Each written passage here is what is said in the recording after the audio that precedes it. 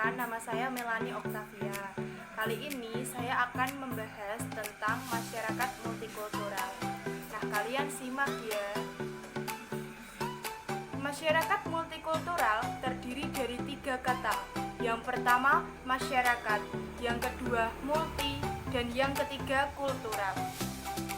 Yang pertama, masyarakat mempunyai arti sekelompok orang yang saling berinteraksi dan bertoleransi. Yang kedua, multi, yang berarti keanekaragaman. Yang ketiga, kultural, yang berarti budaya atau kebudayaan. Jadi, dapat kita simpulkan, masyarakat multikultural adalah sekelompok orang yang mempunyai beragam jenis kebudayaan dan karakteristik ataupun ciri-ciri tersendiri yang bisa membedakan antara masyarakat satu dengan masyarakat yang lainnya. Nah, itu tadi pengertian secara umum masyarakat multikultural.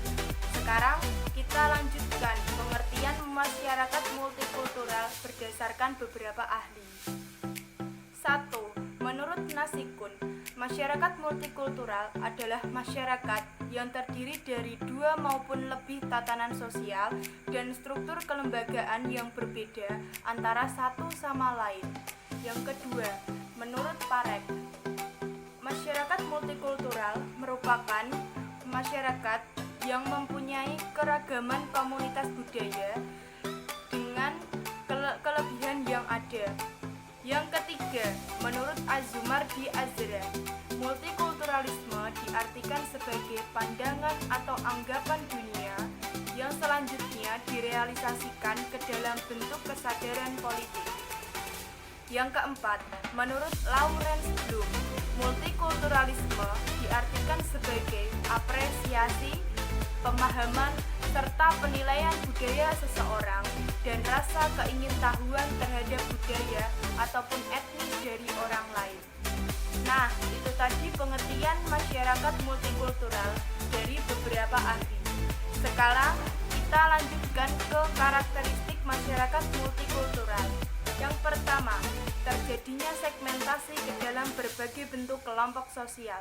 Maksudnya, keanekaragaman yang ada dalam masyarakat akan menimbulkan masyarakat mencari kelompok atau golongan tertentu yang didasari dengan identitas yang sama, yang nantinya akan membuat masyarakat itu menciptakan sub kebudayaan yang berbeda antara satu dengan yang lainnya. Yang kedua, memiliki berbagai pembagian struktur sosial ke dalam lembaga-lembaga yang bersifat non-komplementer. Maksudnya, masyarakat yang berbeda mempunyai struktur masyarakat yang berbeda juga antara satu dengan yang lainnya. Hal ini bisa dilihat dari lembaga sosial yang tidak saling melengkapi pada tatanan masyarakat itu sendiri. Yang ketiga, kurang mengembangkan konsensus atau kesepakatan bersama. Maksudnya, masyarakat yang berbeda-beda ini mempunyai dasar atau standar nilai dan norma sendiri yang berbeda. Kondisi ini bisa menyebabkan kurangnya atau sulitnya konsensus atau kesepakatan bersama karena keperbedaan nilai atau norma atau dasar yang dianutnya. Yang keempat, sering terjadinya konflik. Terjadinya konflik disebabkan oleh minimnya toleransi antara satu sama lain, baik dari dalam individu itu sendiri maupun dari kelompok lain yang bersangkutan. Yang kelima, adanya dominasi politik. Maksudnya, beberapa kelompok pada masyarakat multikultural mempunyai kekuatan politik untuk mengatur kelompok lain. Hal ini dapat kita sebut sebagai dominasi politik dari kelompok satu ke kelompok lain. Nah, sekarang kita lanjutkan ke sifat-sifat masyarakat multikultural. Pertama, terbagi dalam kelompok yang mempunyai subkebudayaan yang berbeda-beda. Kedua, memiliki struktur sosial yang terbagi dalam lembaga sosial non-komplementer. Yang ketiga, kurang mengembangkan sifat konsensus atau kesepakatan bersama. Yang keempat, sering terjadinya konflik. Yang kelima, Integrasi sosial yang atas paksaan atau yang bersifat memaksa. Sekarang kita lanjutkan ke faktor pendorong munculnya masyarakat multikultural. Yang pertama, faktor sejarah. Negara kita merupakan negara yang mempunyai sumber daya alam yang melimpah. Tak heran jika banyak negara asing yang ingin menguasai negara kita, misalnya Jepang, Belanda, Inggris, dan Portugis. Negara asing tak hanya ingin menguasai Indonesia, tetapi juga ingin menetap di Indonesia. Mereka menetap di Indonesia dalam kurun waktu yang lama, dan pada akhirnya mereka menikah dengan orang pribumi. Hal inilah yang menyebabkan terjadinya beragam jenis kebudayaan yang ada di Indonesia dan bisa memicu munculnya masyarakat multikultural. Yang kedua, faktor geografis. Seperti yang kita tahu, kondisi Indonesia diapit oleh 2 benua dan 2 samudra. Kondisi inilah yang menyebabkan Indonesia menjadi jalur perdagangan internasional. Sehingga banyak budaya asing yang masuk ke Indonesia dibawa oleh para pedagang asing yang kemudian terbentuklah masyarakat multikultural. Yang ketiga, kondisi geologi. Pada umumnya, masyarakat yang tinggal di pulau kecil akan sulit mendapatkan sumber daya alam.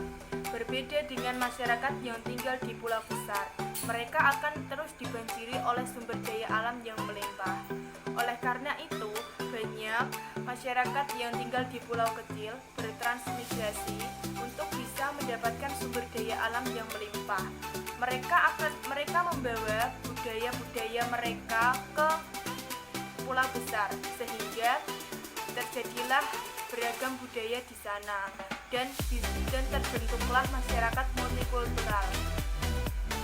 Yang keempat, faktor agama. Agama menjadi simbol atau sejarah bagi individu dengan ajaran yang ada di dalam kitab suci.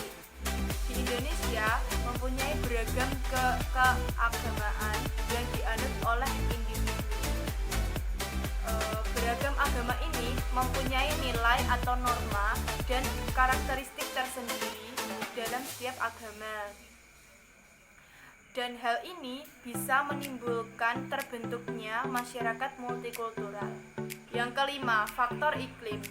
Iklim pada setiap daerah berbeda-beda. Hal ini menimbulkan masyarakat untuk bisa beradaptasi atau menyesuaikan diri dengan caranya tersendiri.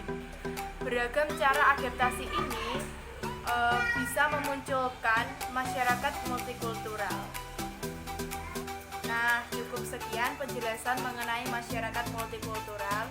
Sebelumnya saya minta maaf apabila ada salah kata atau teman-teman kurang paham tentang penjelasan saya. Dan cukup sekian, terima kasih.